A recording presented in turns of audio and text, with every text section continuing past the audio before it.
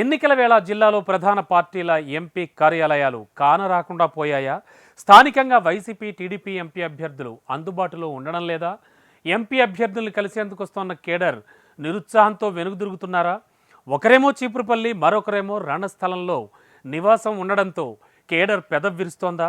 ఇప్పటికైనా పార్టీ కార్యాలయాలు తెరిచి పరాయి పంచన కొంగుచాటు రాజకీయాలకు స్వస్తి పలకాలను కోరుతోన్న కేడర్ ఎవరు? ఎక్కడా పరిస్థితి? Take a look. ఎన్నికల వేళ విజయనగరంలో వైసీపీ, టీడీపీ ఎంపీ కార్యాలయాలు కానరాకుండా పోయాయట.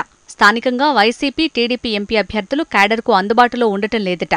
ఎన్నికల వేళ ఎంపీ అభ్యర్థులను కలిసేందుకు వస్తున్న పార్టీ క్యాడర్ నిరుత్సాహంతో వెనుదిరుగుతోందట.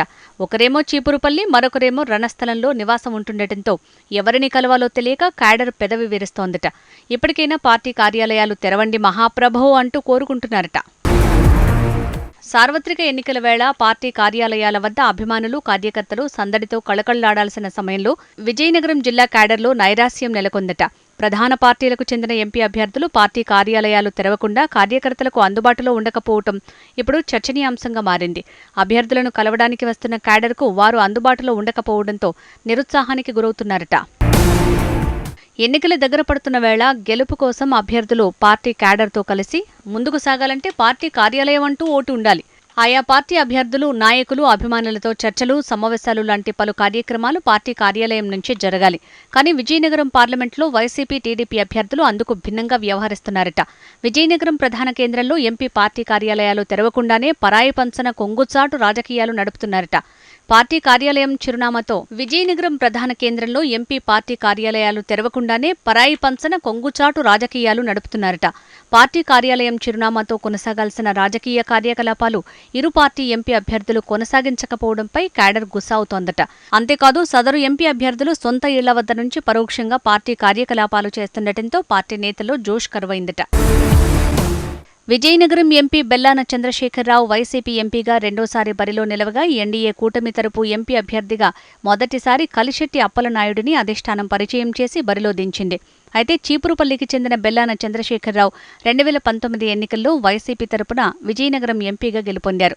కానీ ఇంతవరకు విజయనగరం కేంద్రంలో ఎంపీ పార్టీ కార్యాలయం ఏర్పాటు చేయకుండానే తన సొంత ప్రాంతమైన చీపురుపల్లి నుంచే పార్టీ కార్యాలయాలు కొనసాగిస్తున్నారు.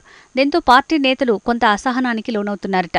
క్యాడర్కు అందుబాటులో లేకపోవడంతో పాటు జిల్లా కేంద్రానికి చుట్టం చూపులా ఇలా వచ్చి అలా వెళ్లిపోవటం బెల్లానకు పరిపాటిగా మారిందట. జిల్లా ప్రోటోకాల్ కార్యక్రమాల్లో తప్ప కార్యకర్తలు, అభిమానులకు అందుబాటులో ఉండనే ఉండరట. దీంతో వైసీపీ క్యాడర్ బెల్లానపై గరంగా ఉందట. ఇక పొరుగు జిల్లా రణస్థలంకు చెందిన ఎన్డీఏ కూటమి ఎంపీ అభ్యర్థి కలిశెట్టి అప్పలనాయుడిది కూడా అదే తీరట. హైకమాండ్ అభ్యర్థిగా ప్రకటించిన నాటి నుంచి కూడా ఇంతవరకు విజయనగరంలో పార్టీ కార్యాలయాన్ని తెరవకుండా తెర వెనుక రాజకీయం చేయడంపై పార్టీ క్యాడర్ గుర్రుగా ఉందట. కలిశెట్టిని కలిసేందుకు వస్తున్న క్యాడర్కు ఆయన ముఖం చాటేస్తున్నారట. దీంతో చేసేదేం లేక కార్యకర్తలు, నేతలు నిరాశకు గురవుతున్నట్టు టాక్. ఎంపీ అభ్యర్థిని కలవడానికి వస్తే కనీసం పట్టించుకోకపోవడంతో వారంతా నిరుత్సాహంగా ఉన్నారట. మరోవైపు పార్టీ కార్యాలయం లేకపోవడంతో ఎక్కడికి వెళ్లాలి అంటూ క్యాడర్ లోలోన మదన పడుతున్నారట. ఎంతో రాజకీయ నేపథ్యం కలిగిన విజయనగరం పార్లమెంట్లో ఇరు పార్టీల ఎంపీ అభ్యర్థులు పార్టీ కార్యాలయాలు తెరవకుండానే ఎన్నికల ప్రచారం చేయడమేంటని పార్టీ వర్గాల్లో గుసగుస మొదలైందట.